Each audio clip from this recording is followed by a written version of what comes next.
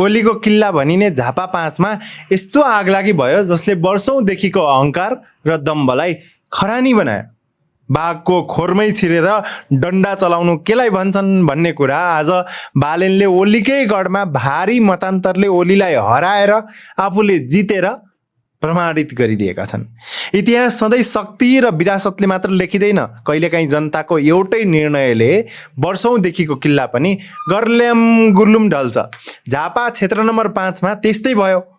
जसलाई नेकपा एमालेका अध्यक्ष केपी शर्मा ओली कहिल्यै नहार्ने गढ मानिन्थ्यो, आज त्यहाँ परिवर्तनको शक्तिशाली घन्टी बजेको छ, जुन अब 5 वर्षसम्म बजिरहनेछ। परिणाम सुन्दा धेरैलाई विश्वास नलाग्न सक्छ, तर सत्य यही हो। बालेन शाहले 68,348 मतका साथ शानदार जित हासिल गर्दा केपी ओली 18,734 मतमा खुम्चिएका छन्।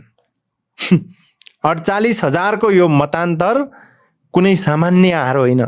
यो त अहंकार र पुरानो राजनीतिक सिन्डिकेटमाथि जनताले गरेको कडा प्रहार हो। हिजोसम्म जसलाई ऐरे गए भनेर ओलीले हेप्थे, जसको सामर्थ्यलाई हल्का रूपमा लिन्थे, आज उनै बालेनले ओलीकै गढमा नयाँ इतिहास रचेका छन्। यो नतिजाले स्पष्ट पारेको छ अब नेपाली राजनीतिमा कसैको पनि विरासत स्थायी छैन।